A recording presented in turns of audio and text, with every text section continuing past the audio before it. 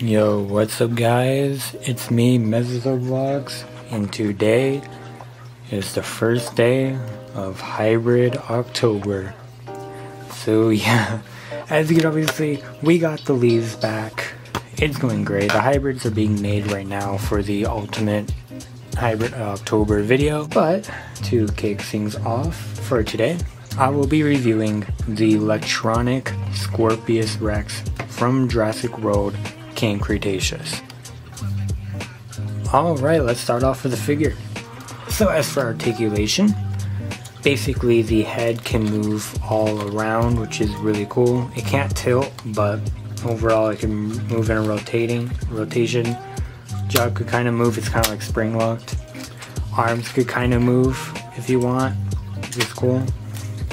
Legs can both rotate and go in and out, which is cool. And the tail has a spring mechanism, which I'll get into later.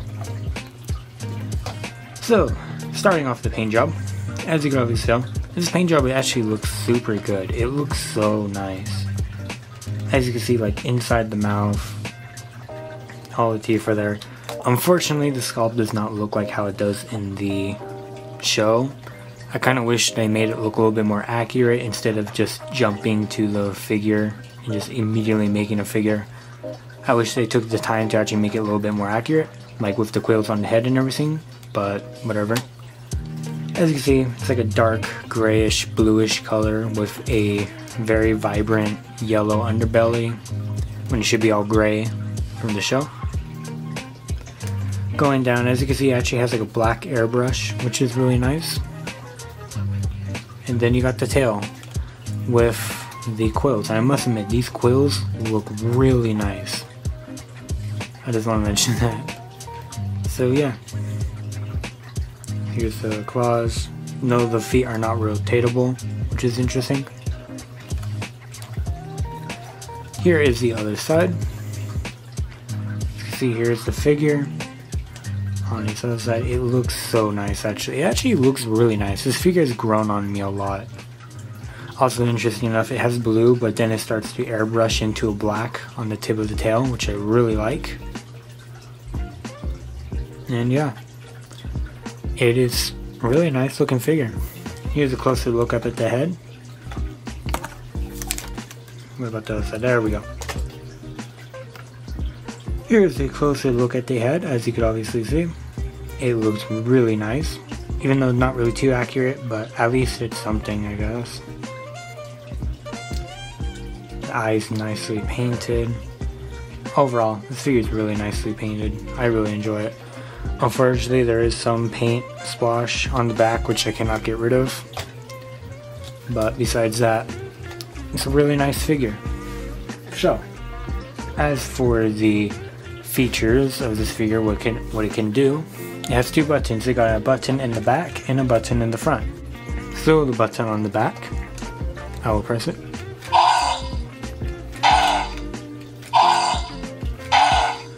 So as you can see, when pressing the button on the back will indeed move the claws, or hands I guess. As you can obviously tell, it makes a slashing motion, I guess you would say, or a slashing sound. Overall, really nice. Unfortunately, you cannot pose the arms due to them being in this permanent position, but of course you could just like lock them in there with like a toothpick or something, putting it inside the joint. But yeah. And of course, you got the front button.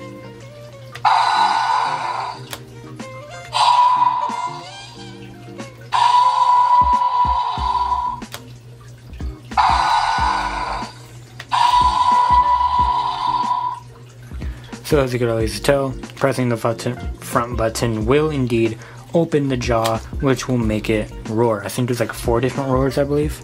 Really cool how they actually made it accurate to how it sounds in the show.